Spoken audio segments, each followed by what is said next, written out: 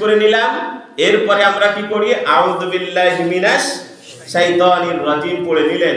আমি আল্লাহ তাআলার কাছে মরদুদ বিতাড়িত শয়তান থেকে কি যাচ্ছি? সম্মানিত আল্লাহর প্রিয় বান্দারা খেয়াল করবেন, রাজিম মানে মরদুদ, রাজিম মানে বিতাড়িত। আল্লাহ তাআলা যখন মুআল্লিমুল মালাইকা কে ছিল?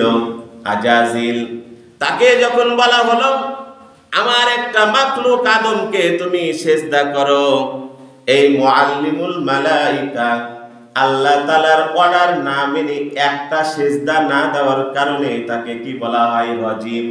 কি বলা হয়? বিতাড়িত, অভিশপ্ত। কিয়ামত পর্যন্ত তাকে মানুষ লানত করবে, অভিশাপ করবে। কয়টা সিজদা না মানার কারণে? একটা সিজদা না মানার কারণে। তাও আবার আল্লাহর জন্য না। আল্লাহ বলেছিলেন তারই আরেকটা মাখলুক কার জন্য? আদমের জন্য। সম্মানিত প্রিয় গ্রামবাসী, একটা মুআল্লিমুল মালাইকা তার সম্পর্কে এসেছে। আসমান জমিনের মাঝে এমন কোন জায়গা নাই যেই জায়গায় সে সিজদা দেয় নাই। এত ইবাদত করেছে, এত ইবাদত করেছে, আল্লাহর এত নৈকট্য অর্জন করেছে, কিন্তু আল্লাহ তাআলার একটা হুকুম তাও তার মাখলুকের জন্য ছিল সিজদা করা, সেটা না মানার কারণে কিয়ামত পর্যন্ত সে মারদুদ হয়েছে। এবার আপনি বুঝে থাকলে বলেন, সেই ফজর থেকে নিয়ে এশা পর্যন্ত আপনি আমি কি বলেন?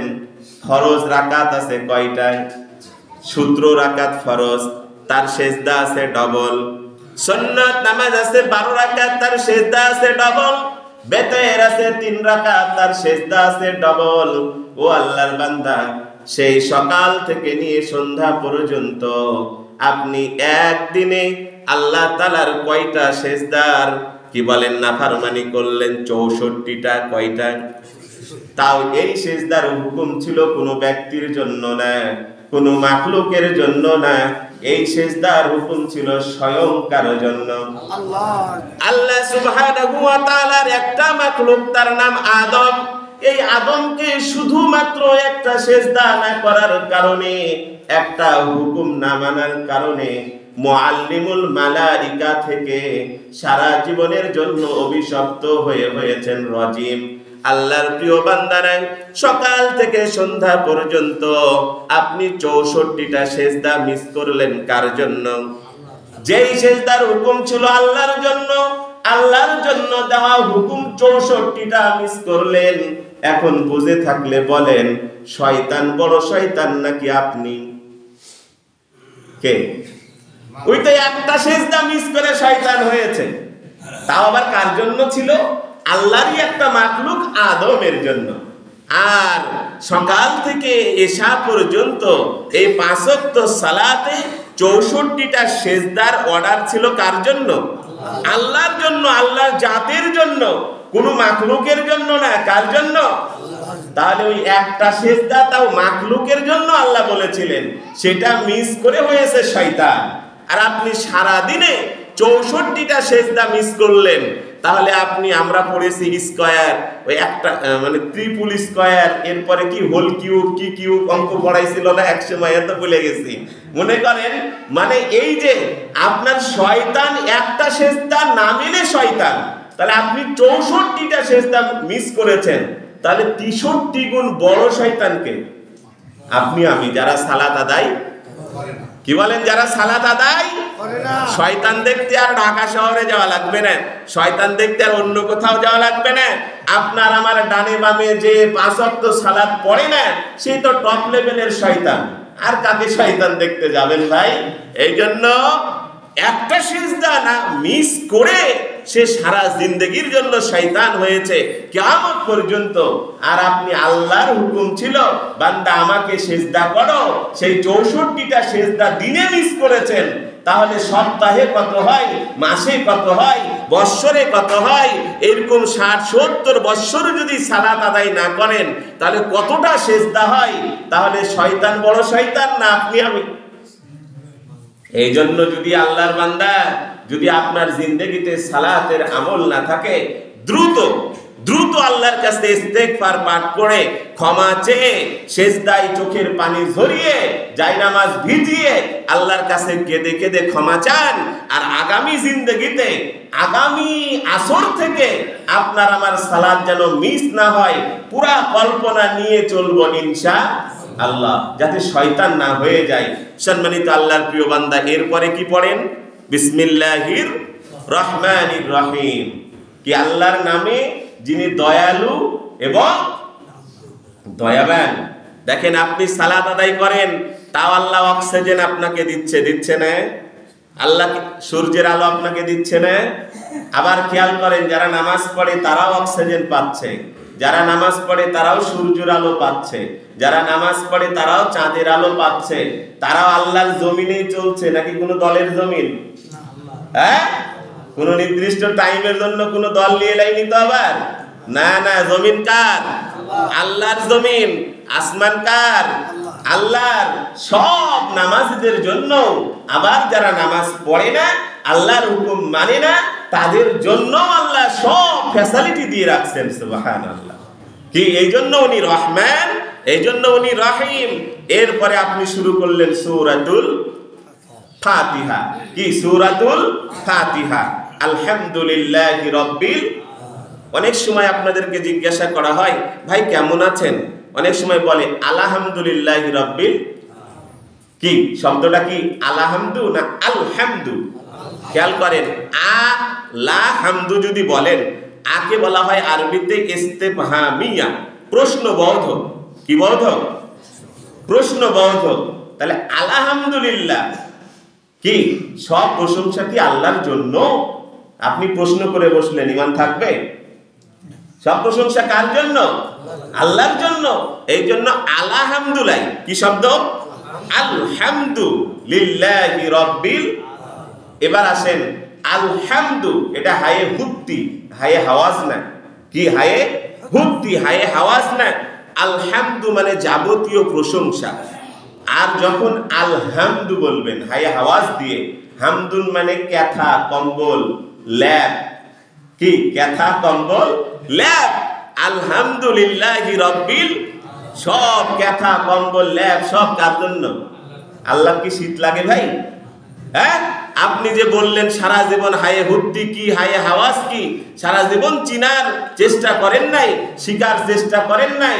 আপনি যেভাবে পড়েন তাতে নামাজে কেন মজা পান না? আপনি তো এগুলো পড়েন নাই, ঠিক করেন নাই, অর্থও জানেন নাই, বিধায় সালাতে মজা আসে না। এই জন্য আলহামদু হায়ে হুত্তি। এরপরে লিল্লাহি রাব্বিল আলামিন। আলামুন এক বছর, আলামিন বহু বছর। আরবিতে জগৎ সমূহের মালিক কে? জগৎ, আমরা এক জগৎ পার হয়ে এসেছি, আলমুল আরওয়াহ, রুহের জগৎ। কোন জগৎ? সেই জগতে কিন্তু আল্লাহ বলেছিল, আমি কি তোমাদের রব নই? তখন কি বলেছিলেন? ক্বালু বালা, হ্যাঁ আল্লাহ আপনি আমাদের রব। সেখানে একবার স্বীকৃতি দিয়ে এসে দুনিয়াতে বেঈমানি করছেন, তো আপনার মতো মুনাফিক কেউ আছে? হ্যাঁ, আল্লাহ বলেছিলেন সে রুহের জগতে, আমি কি তোমাদের রব না? বলেছিলেন হ্যাঁ। তাহলে যে রব খাওয়ার ব্যাপারে হুকুম নিয়ম দিয়েছে, বাথরুমে যাবেন কিভাবে নিয়ম দিয়েছে, ওয়াইফের কাছে যাবেন কিভাবে নিয়ম দিয়েছে, এরপরে যে কোনো কাজ করবেন কিভাবে নিয়ম দিয়েছে, সব মানতে এক গ্রুপ রাজি, কিন্তু রাজনীতি কিভাবে করবেন এই ব্যাপারে নিয়ম বোঝায় আল্লাহ। কি বলেন? আল্লাহ দেয়নি। অর্থনীতি কিভাবে চালাবেন আল্লাহ নিয়ম দেয়নি। সমাজনীতি কিভাবে চালাবেন আল্লাহ বোঝায় নিয়ম কি দেয়নি? দেয়নি না, দিয়েছে। এই দিয়েছে কথাটাই যখন উলামায়ে কেরাম বলে, দেশের এক শ্রেণীর মানুষ বলে, তখনই এক গ্রুপ বলে এরা ধর্ম নিয়ে রাজনীতি। কিন্তু ভাইজান বলে গেলে চলবে না, ধার্মিকরা ধর্ম নিয়ে রাজনীতি করে না, বরং ধর্মই মানুষকে ধার্মিক রাজনীতিবিদ বানায়। সম্মানিত আল্লাহর প্রিয় বান্দারা, এক জগতে স্বীকৃতি দিয়েছেন, আরেক জগতে আছেন আলমুদ দুনিয়া। কোন জগতে আছেন? দুনিয়া। এরপরে যাবেন আলমুল বরজাক।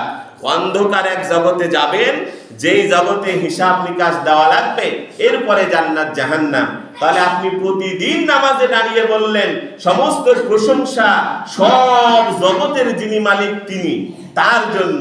তাহলে রুহের জগতের মালিক আল্লাহ, তাই উনার অর্ডার চলবে, হুকুম চলবে। কবর জগতের মালিক আল্লাহ, তাই তার হুকুম চলবে, নিয়ম চলবে, নীতি চলবে। আর দুনিয়ার জগতের মালিক বুঝায় অন্য কেউ। কে গো ভাই?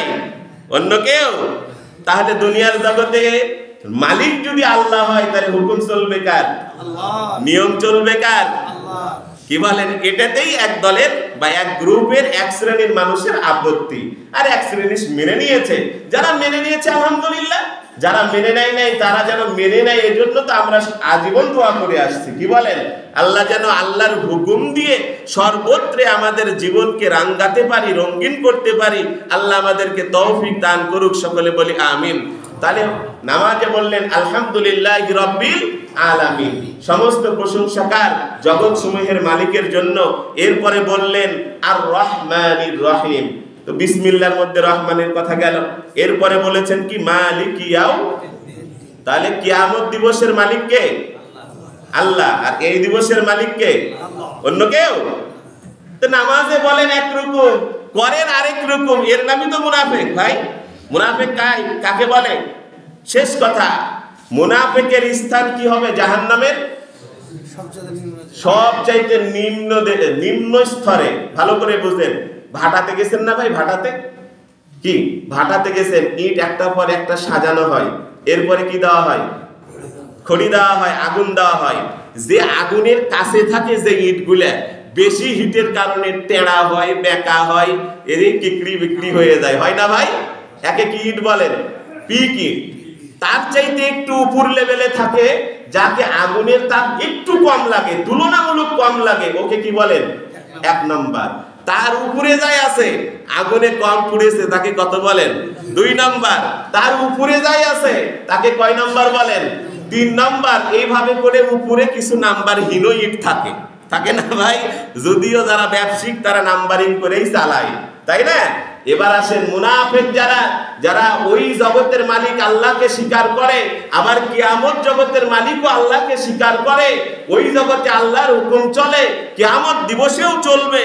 আর দুনিয়ার জগতে আল্লাহর হুকুম যারা মানে না, আল্লাহর হুকুম চলে না, আল্লাহর হুকুম চলছে না, যারা এই মর্মে কাজ করছে, এরাই তো মুনাফিক। কথার সাথে কাজের, এরা থাকবে আগুনের সব থেকে কাছাকাছি, মানে বেশি তাপটা কাক লাগবে? এই কোয়ালিটির লোককে লাগবে। এরা টেড়া বেঁকা গইলা পড়ছে, আগুনে একবারে কয়লা বানায় দিবে। এই জন্য সেখান থেকে বাঁচতে হলে সর্বত্রে আল্লাহর হুকুম মানতে হবে। কি? সর্বত্রে আল্লাহর হুকুম মানতে হবে। আল্লাহ তাআলা আমাদেরকে সর্বত্রে যেন তার হুকুম মেনে চলতে পারি, সেই তৌফিক দান করুক।